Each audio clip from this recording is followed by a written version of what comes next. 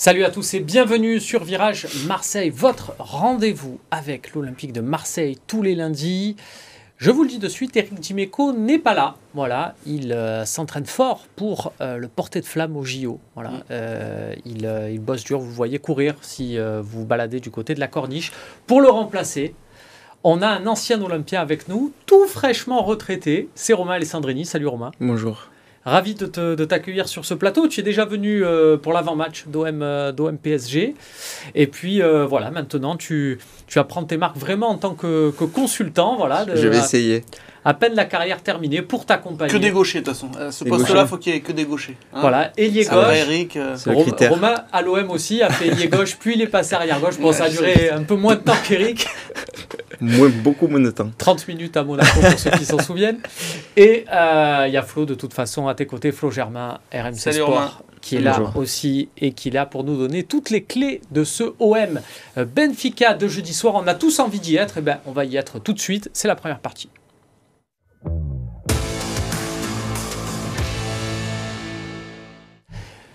Je le disais, quart de finale retour de l'Europa League, OM Benfica, défaite 2-1 à l'aller, et forcément, il y a l'espoir de se dire au retour un exploit est possible.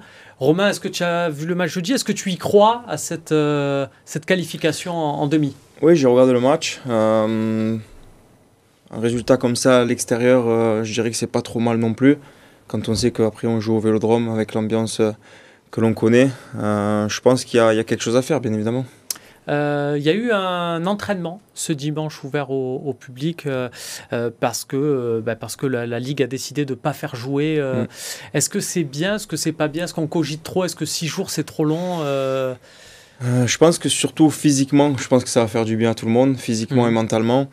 Après, c'est toujours bien d'enchaîner les matchs aussi pour justement ne pas avoir à penser aux résultats de la veille. Mais c'est vrai que physiquement, je pense que ça va faire du bien à nos joueurs, en sachant qu'il y a eu pas mal de blessés aussi. Et c'est vrai qu'avec les résultats qu'on a eu dernièrement en championnat aussi, je pense qu'il y a besoin de souffler un peu. Et après, pour ce qui est côté entraînement ouvert, je pense que c'est bien pour les supporters et c'est bien pour les joueurs aussi de sentir un peu cette ferveur qu'il y a derrière eux. C'est bien en termes de récupération, Flo, surtout parce qu'il y a de nombreux blessés dans l'effectif de l'Olympique de Marseille. Est-ce que tu penses qu'il y en a certains qui vont revenir ou faut pas trop espérer?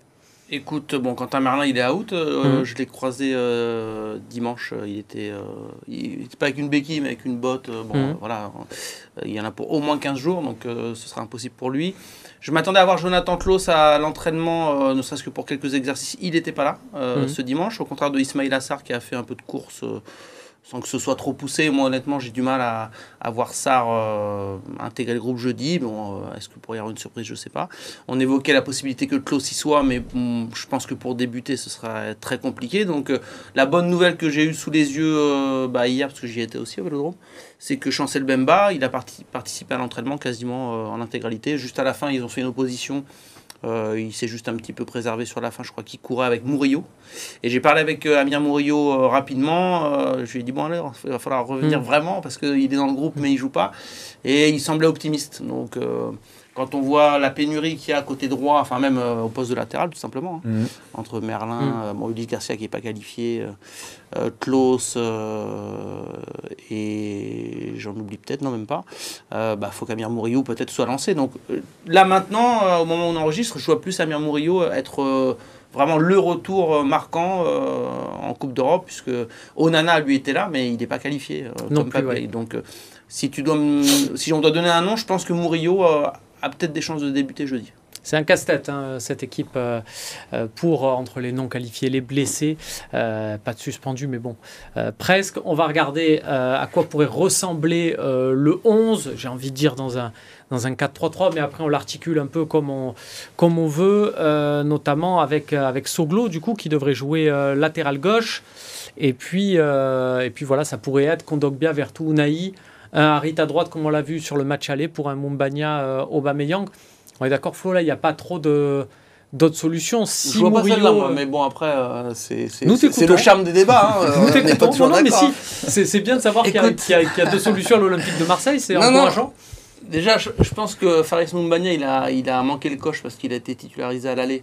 Donc je suis pas sûr qu'il soit reconduit d'entrée. C'est un avis, hein. J'ai pas d'infos de dernière minute, mais je le sens vraiment comme ça. Je pense pas qu'Mbemba, si Jean-Louis Gasset avait vraiment voulu le mettre latéral, surtout qu'il a un petit peu diminué, je pense qu'il l'aurait mis au match aller. Et si Mbemba est titulaire, je vois plus encore une défense à 3. Ajaccio, avec peut-être Murillo sur le côté parce que je pense qu'il va falloir qu'il revienne vraiment et pourquoi pas le lancer, et du coup à gauche peut-être Sodlo ou sinon Luis Enrique une nouvelle fois, c'est pas non plus impossible. On peut débattre du niveau de Luis Enrique, il n'y a aucun problème, mais moi ce que je vois c'est que Jean-Louis Gasset lui fait quand même confiance et qu'il fait pas partie des joueurs qui sont sortis même quand il n'est pas super performant ces derniers temps. Donc Luis Enrique un peu piston gauche, c'est pas impossible. Et après, c'est pas facile pour lui aussi. Ouais. Parce qu'il a joué, il est passé à droite après en cours de match. Lui, il a bricolé. Donc, je pense que ça doit pas être facile pour lui aussi. Mais c'est un joueur en qui on peut avoir confiance maintenant, je pense. Mais de passer d'offensif droit-gauche, presque attaquant, et d'être presque emmené à être latéral ou piston gauche, ensuite à droite, c'est compliqué. Mais c'est le seul moyen qu'on a en ce moment. Donc, Et tu vois, s'il n'y avait pas Moumbagna, je pense que Jean-Louis Gasset est capable à domicile de relancer Ndiaye. Donc ça ferait contre Dogbia, Verretou et Harit, parce que Harit, je pense, reste un joueur important. À moins qu'Ounaï, qui a fait une bonne entrée quand même, je trouve, jeudi dernier, puisse être intégré au milieu, mais sinon, peut-être qu'à côté d'Aubameyang, pourrait y avoir Ndiaye. Et Aubameyang en pointe, je pense que c'est comme en cours de match aussi, il est passé. À gauche... Faut pas qu'il soit trop excentré. Non. Pas qu'il soit, faut qu'il ait un joueur en soutien dans l'axe. C'était beaucoup mieux après quand il est passé à son poste de prédilection. Et c'est pour ça que Sarr manque beaucoup aussi, parce qu'ils avaient ils avaient trouvé un peu un système hybride où Sarr était parfois un peu dans l'axe, mais un peu sur le côté droit, et ça permettait à Aubameyang d'être aussi son pendant à gauche, pas tout à fait lié, mais il partait de la gauche pour repiquer dans l'axe, il adorait ça. C'est Jean-Louis Gasset qui l'expliquait bien ça. Ceux qui nous regardaient, l'équilibre, c'était que Amin Harit allait vraiment dans le couloir gauche sur les tâches défensives pour libérer Aubameyang, qui n'était pas totalement à gauche, mais qui n'était pas non plus dans l'axe, puisqu'il y avait Iliman Ndiaye en solution axiale pour lancer les attaques. Et donc du coup, comme on mettait grosso modo 3 joueurs sur le côté gauche pour bien encadrer Aubameyang, il y avait Ismaïla Sarr qui était un peu tout seul sur son côté. C'est un système un peu asymétrique. Romain, c'est peut-être la meilleure formule. Tu parlais de Luis Enrique, de pas facile. On l'évoquait tout à l'heure en rigolant, cette pige au poste de piston à Monaco. C'était ça dans une défense à 5. Alors en face, tu avais un Bernardo Silva qui était plutôt en forme. Et on voit qu'il a gardé sa forme en Ligue des Champions. Mais comment ça se passe quand on a un élément offensif? C'est hyper compliqué. Il faut suivre le vis-à-vis absolument toutes les secondes. Bien sûr que c'est compliqué. Quand vous êtes un latéral de base, c'est plus facile parce que vous pouvez justement avoir ce côté défensif si on a besoin de vous et le côté offensif si vraiment on a le ballon. Mais pour un offensif, de jouer à ce poste-là, il faut vraiment avoir la possession du ballon. Je pense pour avoir justement un Luis Enrique bon offensivement. On n'a pas besoin d'un Luis Enrique défensivement, sinon ça va être dur comme ça l'a été pour moi. Moi, il fallait que je sois dans les 30-40 derniers mètres pour pouvoir exprimer mon talent. Défensivement, c'est sûr que c'est un peu plus compliqué quand on tombe contre des joueurs comme Bernardo Silva ou d'autres. Même je pense à Sarr ou Harit. C'est toujours difficile de défendre contre des joueurs comme ça, surtout quand on est offensif. Et oui, parce que quelque part, Luis Enrique avait joué piston gauche avec Sampaoli. Je ne sais pas si vous vous en souvenez vraiment sur en 2021, sur les premiers mois de Sampaoli, il était dans un système en 5-4-1, mais où l'OM avait énormément de présence dans le camp adverse. Est-ce que c'est ce qu'on pourra voir contre Benfica jeudi? Écoute, je pense que Jean-Louis Gasset, il ne va pas non plus vouloir aller à l'abordage, parce que malgré tout, c'est un score assez serré, ce 2-1. Donc c'est pour ça, j'imagine peut-être qu'il y ait 3 axios et que tu veuilles d'abord sécuriser. Enfin, Romain en parlait, le vélodrome, ça va être un atout. Donc forcément, à un moment donné, tu vas être porté, il y aura des occasions. Enfin, Marseille ne va pas subir. Mais je pense qu'il y aura un peu de prudence au départ. Enfin, ça me paraît assez clair parce qu'il y a quand même de la qualité en face. Même si honnêtement, moi, ce qui fait que je suis ressorti un peu optimiste du match aller, c'est plus le fait que je voyais Benfica plus fort que ça. Plus entreprenant. Ouais, on sait qu'ils vivent une saison compliquée, une période compliquée, avec les 2 défaites contre le Sporting, et puis globalement, ils se sont fait siffler, moi. Et bon, j'étais au stade, ça m'a marqué quand même qu'il y a eu une bronca à la fin du match. Je ne sais pas si ça a été bien perçu en radio ou à la télé. Il y a Neres qui se fait siffler aussi quand il sort. Beaucoup de sifflets, de l'agacement. Roger Schmidt, l'entraîneur, qui passe un coup de gueule, qui dit en quart de finale de Coupe d'Europe, on se fait siffler à la maison. Enfin, c'est pas une équipe qui est en totale confiance. Et au final, je me suis dit, eux aussi sont un peu malades. Voilà, il y a peut-être un coup à jouer dans l'engouement du retour. Aubameyang qui marche sur l'eau. Enfin, moi, c'est ce qui fait que j'y crois. C'est que j'ai pas été impressionné honnêtement par Benfica. Alors, il y a un but à remonter. Il y a l'apport du public. Mais maintenant, en Coupe d'Europe, je le précise, il n'y a plus le fameux but à l'extérieur. Donc, du coup, victoire par un but d'écart de l'Olympique de Marseille. Imaginons un 1-0. Voilà, tir au but. Et tir au but, au Vélodrome, on reste sur 2 traumatismes avec Annecy et le Panathinaikos. Est-ce que c'est, Romain, un handicap terrible à surmonter? Parce qu'il y a beaucoup de joueurs qui ont vécu ces 2 séances. Oui, mais je pense qu'il faut savoir faire la part des choses aussi. Il y a beaucoup de circonstances qui font qu'une séance de pénalty peut bien se passer ou mal se passer. Je pense que ça fait partie du passé, entre guillemets. Et ce sont des joueurs professionnels qui sont capables de marquer des pénaltys dans n'importe quel stade. J'espère pour eux qu'ils n'auront pas besoin d'aller jusqu'au pénalty. Mais si c'est le cas, je pense qu'ils n'ont pas de pression à avoir là-dessus. On espère quand même, on suivra ça. Avec qui dans les buts alors, s'il y a séance de tir au but, c'est ça? Est-ce que Paul Lopez relaissera sa place à Ruben Blanco? Alors, j'en suis pas persuadé. C'est drôle de voir ça encore maintenant, je trouve. Enfin, je sais pas, après, c'est mon avis personnel. Mais les changements de... Je sais pas, je trouve ça bizarre. Mais bon, ça arrive que des gardiens soient meilleurs aussi sur les pénaltys, donc oui, pourquoi pas. Oui, on verra surtout. Le problème, c'est peut-être en face, puisque donc, ça sera après prolongation. Je précise, c'est pas comme en Coupe de France, mais ça sera en face. Il y aura Troubine, le gardien ukrainien, et il avait joué 2-3 mauvais tours, notamment à Rennes la saison dernière en Europa League également. Nous, on va passer à la suite et voir un peu comment ça se passe en championnat pour l'OM. De retour sur le plateau de Virage Marseille, toujours avec Romain Alessandrini, nouveau consultant foot, et Flo Germain, ancien footballeur. Ancien consultant. Je l'ai croisé vos 2 carrières. Messieurs, l'OM n'a pas joué ce week-end, on en a parlé avec cet entraînement ouvert au public, mais il y a d'autres formations de Ligue 1 qui ont joué, notamment les concurrents directs de l'OM dans cette course à la Petite Europe, voilà, on va l'appeler comme ça. On va voir avec notamment des résultats qui étaient plutôt favorables à l'Olympique de Marseille jusqu'à Flo, l'arbitrage de ce dimanche soir. Tu vas me dire si tu as bondi devant ta télévision, si tu étais à fond pour Brest. À fond pour Brest. Non, mais j'ai déjà vu un beau match de foot quand même. Mais ouais, j'ai un peu halluciné. Pour moi, il y a pénalty pour Brest. Après, il n'y a pas coup franc. Je pense pas. Parce que Matic saute. C'était incohérent en fait qu'on accorde le coup franc en deuxième période, que Del Castillo marque, heureusement pour Brest. Après, pour moi, il y a pénalty quand même sur Lacazette. Ça me paraît logique. Le rouge sur Les Melou, je n'ai pas compris. C'était un jaune, un deuxième jaune, mais même pour moi, il se fait relever par Tagliafico. Il y a eu des incohérences. Et après, le fait que Lyon gagne, ils sont devant l'OM, mais l'OM a un match en moins. C'est pas un truc qui me... Honnêtement, j'ai vu beaucoup de supporters marseillais dire oh là là, la honte, Lyon repasse devant l'OM. Honnêtement, moi, ce qui m'intéresse pour l'OM, c'est le classement. Après, si Lyon, ils sont 7e, 6e, 5e, tant mieux pour eux, j'ai envie de dire. C'est pas, c'est un peu old school de faire une guéguerre sur l'Olympique lyonnais. En plus, tant mieux pour eux. Bon, je veux dire, moi, je m'y attendais pas du tout. Je pensais qu'ils allaient jouer le maintien jusqu'au bout, puis ils se sont réveillés et puis ils font des matchs spectaculaires. Moi, je souhaite à l'OM d'avoir des émotions aussi, mais en Ligue Europa, quoi. Est-ce que ce qui compte de toute façon, Flo, c'est pas le goal average? Parce que là, l'OM est à +8. Non, peut-être pas.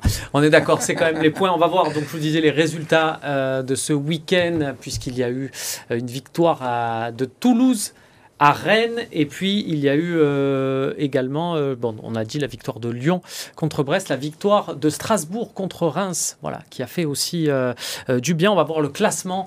Lens qui se fait accrocher aussi. Lens qui se fait accrocher, c'est vrai, avec un Francaise à la fin qui dit qu'il n'a plus trop de solutions pour cette équipe. Ça sent peut-être la fin de cycle. À l'OM d'en profiter. 9e avec 39 points, on le voit pour l'instant. Il faut aller chercher Lens, donc 6e avec 43 points. C'est à 4 points d'écart, c'est beaucoup. Romain, on va voir le calendrier de l'Olympique de Marseille là, dans un second temps. Est-ce que c'est possible, selon toi, puisque la 7e place est qualificative, mais si Paris gagne Lyon en finale de Coupe de France une semaine après l'issue du championnat, voilà le calendrier. Donc après, il y aura un déplacement à Toulouse, puis la double réception Nice-Lens. Voilà, il faut attendre ces 3 matchs avant de se prononcer. Tout est possible. Après, je pense que à voir aussi que le résultat de jeudi, je pense que ça va déjà donner un peu l'aplomb pour savoir si on continue en Europa League ou s'il n'y a que le championnat à jouer. Après, on joue Nice, Lens, c'est quand même des gros clubs. Et à la fin, on joue 2 clubs qui jouent le maintien aussi.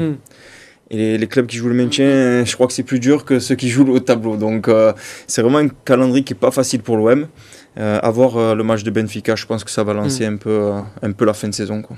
À l'image de ce que disait Flo, il n'y a pas peut-être nécessité de se focaliser sur Lyon, mais peut-être plus d'aller chercher Nice et Lens qui semblent vraiment dans le dur, d'autant plus que l'OM va les jouer. Bien sûr, mais de toute façon on se doit de se concentrer sur nous, hein. Je dis nous, mais bon, l'Olympique de Marseille, avant de voir ce que font les autres. Bien évidemment que l'OM se doit de gagner ces matchs-là, et c'est à domicile aussi, donc il y aura encore une fois la ferveur. Et l'envie d'aller chercher quelque chose de positif en cette fin de saison, parce que c'est vrai qu'il y a eu des hauts et des bas pendant toute la saison, et je pense que les joueurs vont avoir cœur de bien finir. Romain, tu as connu ça à l'Olympique de Marseille, la saison 2015-2016, qui était très compliquée sur le terrain, en dehors, j'ai l'impression qu'il y avait 3 saisons en une, un peu comme celle-ci, et il y avait la Coupe d'Europe, où il y a eu ce parcours donc jusque contre Bilbao en Europa League. Est-ce que déjà, quand il y avait Bilbao, ça vous donnait une petite bouffée d'air frais et ça vous sortait de ce quotidien et du coup, il y avait la crainte quand l'aventure s'arrête que... Bien sûr, c'est toujours agréable de jouer des matchs de Coupe d'Europe. Ça change un peu comme on dit, du quotidien, un peu du championnat. Mais après, je pense que le plus important quand même, ça reste le championnat pour les qualifications, pour les saisons d'après, que ce soit en Champions League ou en Europa League. Et nous, à cette saison-là, c'est vrai que c'était compliqué. Mais il y a eu des hauts et des bas comme il y a cette année parce qu'il y a des changements de coach, il y a beaucoup de circonstances qui font que il y a des saisons compliquées comme ça. Mais c'est vrai que de jouer des matchs comme peut le faire en ce moment l'OM, c'est toujours bien pour les joueurs. Et tu vois, je pense que Romain disait c'est un peu le match de jeudi qui va conditionner la fin de saison. Moi, je pense honnêtement, je peux me tromper, que si élimination, moi je suis très inquiet pour la fin de saison de l'OM parce que je pense que c'est un peu la Coupe d'Europe qui maintient un peu en vie cet OM-là, ce groupe, et même beaucoup de dossiers qui sont mis de côté parce que le dossier du coach, l'avenir Pablo Longoria éventuellement, peut-être... la vie de l'actionnaire, une position peut-être nette de l'actionnaire, des joueurs qui peuvent s'interroger aussi, ceux qui n'ont pas fait l'affaire, ceux qui veulent rester partir. Bon, moi j'ai le sentiment que quand il y aura élimination en Coupe d'Europe, vu la position au classement, ça risque un petit peu de créer quelques petits séismes de nouveau sur la fin de saison. Et je sais que les supporters aussi ont mis de côté leur grogne parce qu'il y a la Coupe d'Europe, parce qu'ils ne vont pas aller se plaindre sur un quart de finale, parce qu'eux ont envie. En plus, il y a eu Liverpool qui s'est pris 3-0, donc tu as la perspective de te dire, et si on joue l'Atalanta, peut-être que finalement on peut passer. Bon. Donc les supporters, ils ont mis de côté cette frustration, mais honnêtement, la grogne en tribune, elle est toujours un peu enfouie, elle est là, et je pense que ça peut ressortir s'il y a élimination en Coupe d'Europe. Si c'est décroché en championnat, c'est pas une révélation que je vais faire, mais ça se passe toutes les années comme ça dans tous les clubs qui sont amenés à être habitués à jouer une Coupe d'Europe et d'un coup à ne plus en jouer. Il y a, on va dire, une diminution de la masse salariale, donc qui se traduit par certains départs dans le vestiaire.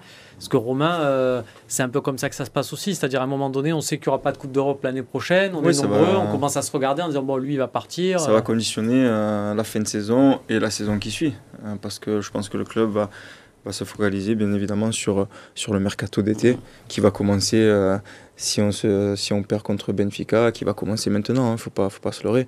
Après s'il y a une qualification, bien évidemment que c'est mieux pour tout le monde, pour les caisses du club aussi, pour les supporters, pour les joueurs, pour espérer faire une bonne fin de saison et pourquoi pas grappiller des points en championnat aussi.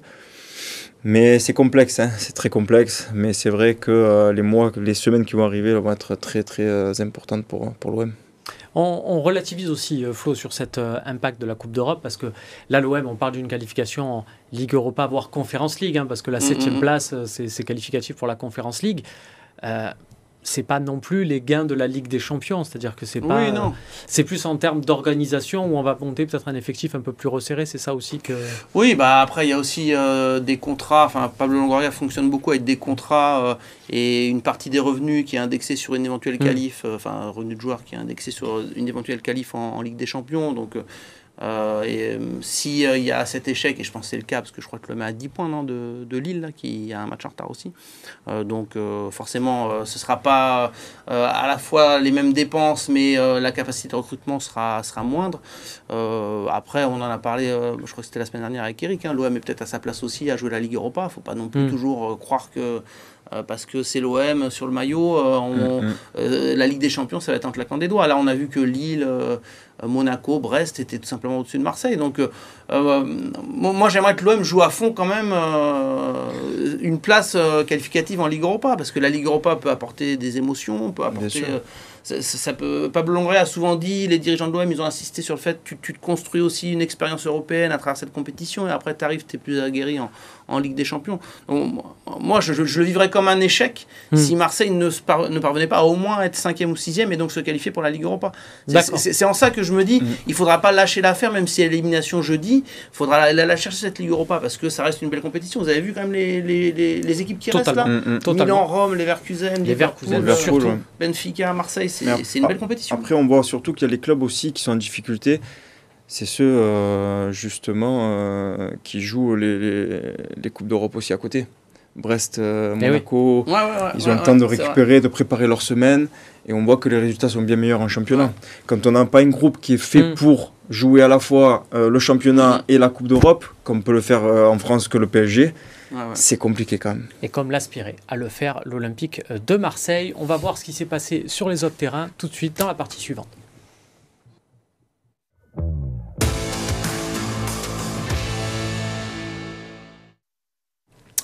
Le débat additionnel, ou plutôt l'avis additionnel. On profite de la présence de Romain Alessandrini sur notre plateau pour demander à Flo Germain. Quel est ton plus beau souvenir, Romain Alessandrini, à l'OM ? Non, mais quand on en parlait ensemble là, juste avant l'émission, je disais à Romain, c'est quoi cette frappe enroulée, la lucarne opposée ? C'est Romain qui m'a rappelé que c'était à Lille. Elle est magnifique, mais je ne vais pas prendre ce but-là. Hervé Renard n'est pas fan, il a été licencié derrière. Non, mais parce que cette frappe, elle était extraordinaire. C'est vraiment, comme on dit, nettoyer la toile d'araignée. Bon. Et donc, cette frappe a marqué, mais surtout dans l'ambiance du Vélodrome, je me souviens de son but contre Monaco, qui, je suis sûr, Romain doit lui procurer encore quelques frissons, parce que lui qui est d'ici, faire exploser son stade, le Vélodrome, c'est magnifique. Et je sais pas, je m'en souviens parce que déjà, l'action collective, j'ai pas tout en tête, mais elle est belle. Ça se finit par une pure frappe de Romain, et puis je le vois encore célébrer devant le virage nord, dans un état presque second. Donc voilà, c'était à l'époque que l'OM ne gagnait jamais les gros, et c'était la première victoire. Et Romain, je pense que toi aussi, ça doit être l'un des plus beaux souvenirs. C'est vraiment un beau souvenir. C'est pour ça que j'ai commencé à jouer au foot aussi. En étant Marseillais, on vibre quand on a la chance de pouvoir vivre des moments comme ça. J'ai eu la chance de pouvoir les vivre, et c'est vrai que ce moment-là, je le regarde souvent sur YouTube. Je crois que mon père l'a vu aussi des centaines de fois, mais c'est toujours agréable de vivre des moments comme ça. Donc merci pour le retour en arrière qui fait du bien. Eh ben, mettez-vous ça sur YouTube, c'est facilement trouvable. OM Monaco, 2-1 pour l'Olympique de Marseille, c'était en 2015.